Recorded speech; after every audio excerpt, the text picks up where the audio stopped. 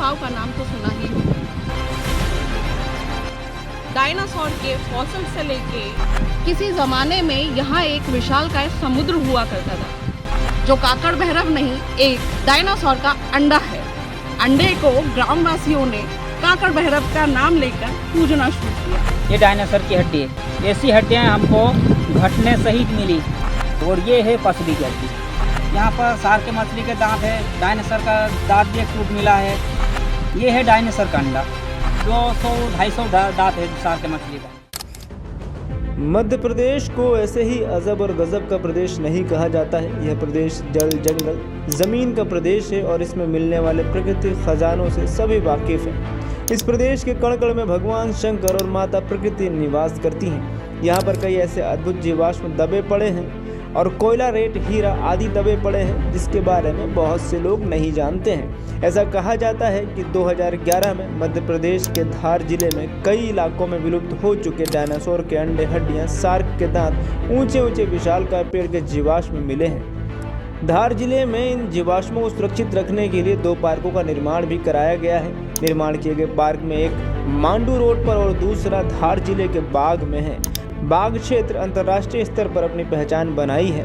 यहाँ पर बाघ प्रिंट की साड़ियाँ काफ़ी मशहूर है। यही नहीं, बाघ गुफाओं के भ्रमण हेतु यहाँ काफ़ी सैलानी भी आते रहते हैं। इन्हीं बाघ गुफाओं के पास फॉरेस्ट विभाग द्वारा जीवाश्म पार्क का निर्माण 2018 में शुरू हुआ था, जो अभी फिलहाल में रुका हुआ है। इस पूरी खबर पर हमारी संवाददाता प्रेरणा गौतम की रिपोर्ट। आपने बाघ गुफाओं का नाम तो सुना ही होगा।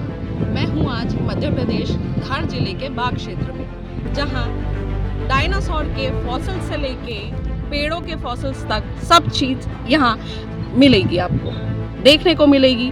और किसी ज़माने में यहाँ एक विशालकाय समुद्र हुआ करता था, जो आप देख सकते हैं। यहाँ पूरे क्षेत्र में सारे फॉसिल्स रखे हैं, समुद्र के जीवाश्म रखे हैं, और साथ ही आपको मिलेंगे ये मेरे हाथ में ग्रामवासियों के काकड़ भैरव, जो काकड़ भैरव नहीं, एक डायनासोर का अंडा है। अंडे को ग्रामवासियों ने काकड़ भैरव का नाम लेकर पूजना शुरू किया। ये है बाघ की कुछ अहम विशेषताएं। फॉरेस्ट ऑफिसर हम लोग जहाँ भी अगर फॉसिल्स मिलते हैं उसको संग्रहित कर रहे हैं और वहाँ पार्क में रख रहे हैं, ताकि लोग वहाँ ज़्यादा से ज़्यादा जाएं, भ्रमण करें, समझें, सीखें, और जिससे कि वहाँ पे टूरिस्ट डेवलप हो। एस्ता मंडोई है। मैं यहाँ के डायनासोर पार्क का सुरक्षा सर्वनी चौकीदार हूँ। मध्य प्रदेश जो विश्व में अपनी एक अलग पहचान रखता है, चारों तरफ से पहाड़ और जंगलों से घिरा एक ऐसा प्रदेश जहां एक और सतपुरा के घने जंगल व सतपुरा पर्वत श्रेणी, तो वहीं दूसरी ओर विंध्याचल पर्वत श्रेणी, और बीच में विशालकाय मां नर्मदा लगातार 21वीं सदी से शुरुआती दौर से ही करोड़ों साल पहले विलुप्त हुई डायनासोर व अन्य जीव जंतु एवं आदि मानवों की अवशेष मिलने का दौर जारी है। साथ ही जिस पर्यावरण बदलाव ने अतीत में इन जीवों के नामो निशान को मिटा दिया, क्या ऐसा बदलाव भविष्य में हो सकता है जिससे कई और जीव विलुप्त हो जाएं?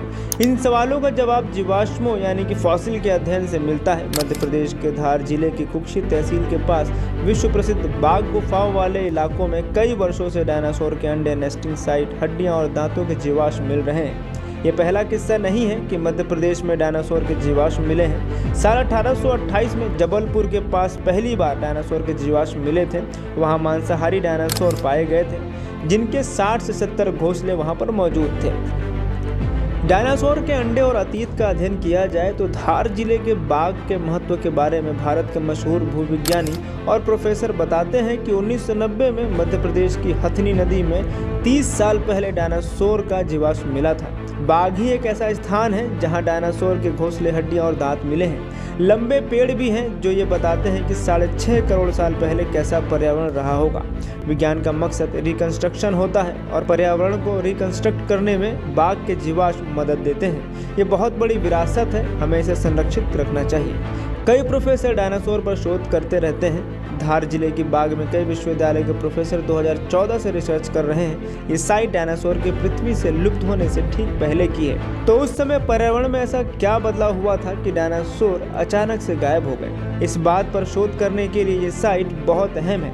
भारत में सिर्फ 2 ही ऐसी जगह हैं, बाग और बालासिनोर, जहां सबसे ज़्यादा नेस्टिंग साइट्स मिलती हैं। प्रोफेसर के मुताबिक डायनासोर के अंडे का आकार आम रेप्टाइल से बड़ा होता है। 20 सेंटीमीटर के व्यास के काफ़ी बड़े अंडों की बाहरी सतह कैल्शियम कार्बोनेट से बनी होती है। उसका क्रॉस सेक्शन बताता है कि यहाँ पाए जाने वाले सभी डायनासोर शाकाहारी थे और उनकी प्रजाति टाइटेनोसोर साइरोपोड थी। मज़ेदार बात यह है कि इस इलाके में न केवल डायनासोर आकर अंडे देते थे, बल्कि उसमें कई करोड़ साल पहले यहाँ समुद्र होने के भी प्रमाण मिलते हैं। जानकारों के मुताबिक उस समय पृथ्वी पर ऐसी घटनाएं हुई जिसमें समुद्र भारत के मध्य भाग तक आ गया था। कक्ष से एक भुजा समुद्र के अंदर आ गई और लाखों वर्षों तक रही और उसके जीव भी यहाँ पर आ गए। इस इलाके में 10 करोड़ वर्ष पहले समुद्र था, इसलिए डायनासोर के अलावा यहाँ समुद्री जीवों के जीवाश्म भी मिलते हैं। इस इलाके में समुद्री जीवों के जीवाश्म पर काम कर रहे जंतु विज्ञानी की माने तो मीजोजोइक काल के आखिरी दौर का जीवाश्म साल 2010 में खोजा और प्रोफेसर के सम्मान में इस जीवाश्म का नाम स्टीरियोसिडेरिस यानी कि कीर्ति रखा गया। जीवाश्म 7.5 करोड़ साल पुराना है। सी अर्चिन के जीवाश्म धार की मनावर तहसील के सीतापुरी गांव से मिले हैं। इस तरह की स्टारफिश समुद्र में ही पाई जाती है। यहाँ पर सी अर्चिन यानी कि बगैर भुजा वाली स्टारफिश वो प्रजाति मिली है जो विश्व में कहीं नहीं मिल सकती। नेचुरल हिस्ट्री म्यूजियम लंदन के सीनियर वैज्ञानिक रहे डॉक्टर एंड्रयू स्मिथ ने धार जाकर इस बात की पुष्टि भी की थी। प्रोफेसर कीर्ति द्वारा खोजी गई प्रजाति डायनासोर की तरह विलुप्त हो चुकी है। समुद्री जीवाश्म एक्सपर्ट प्रोफेसर की माने तो उनको अपनी रिसर्च के दौरान यहाँ डायनासोर के अंडे मिल चुके हैं। उनके मुताबिक डायनासोर बाग वाले इलाके में नहीं रहते थे, वो केवल यहाँ पर अंडे देने आते थे। ये उनकी मनपसंद साइट थी। डायनासोर जब जिंदा थे उस समय कार्बन डाइऑक्साइड का हिस्सा ज्यादा था और ऑक्सीजन का कम था, और ऐसा ही भविष्य में होने जा रहा है। ये अच्छा तरीका है कि हम अतीत की स्टडी करें जिससे भविष्य समझ में आए। 7 करोड़ साल पहले ग्लोबल वार्मिंग भी हुई थी और अब हम फिर से ग्लोबल वार्मिंग की ओर बढ़ रहे हैं। करीब 30 वर्षों से इन जीवाश्मों को इकट्ठा कर रहे धार जिले के रहने वाले शौकिया जीवाश्म शोधकर्ता और पेशे से भौतिक शास्त्र टीचर विशाल वर्मा बताते हैं, मांडू में फॉसिल म्यूजियम में मैंने कई जीवाश्म डोनेट किए। 2000 साल में मुझे पहली बार बाग में पूरी साइट मालूम पड़ी थी। हम लोग इन साइट को बचाने के लिए काम करते हैं क्योंकि वे बहुत सुंदर हैं। उन्हें प्रोजेक्ट करना ज़रूरी होता है, उसके बाद शोध होता है। मैंने एक ही ज़िले में 4 अलग अलग कालखंड के जीवाश्म खोजे हैं। जब समुद्र नहीं था, जब समुद्र आ गया, तीसरा जब डायनासोर किनारे पर आकर अंडे देने लगे, और चौथा जब ज्वालामुखी विस्फोट हो रहे थे और उसके बाद भी डायनासोर कई हजार सालों तक बचने में सफल हुए। और साथ ही विशाल वर्मा ने लगातार इन पार्कों के लिए काफ़ी संघर्ष किया है और उनका ये संघर्ष मध्य प्रदेश की धरती पर एक रूप लेने जा ही रहा था कि वो सपना भी 2018 से 24 तक आते आते अधूरे में ही लटक गया। एक और धार जिले के बाग में बन रहे फॉसिल्स पार्क का अभी तक कोई निर्माण नहीं हुआ। वहाँ भी फॉसिल्स मिले तो सही, लेकिन संग्रहालय में रखे नहीं गए।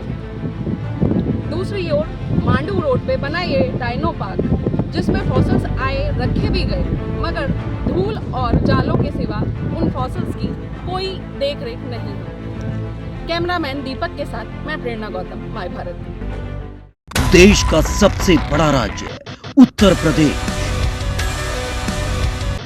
देश की राजनीति का सबसे बड़ा अखाड़ा,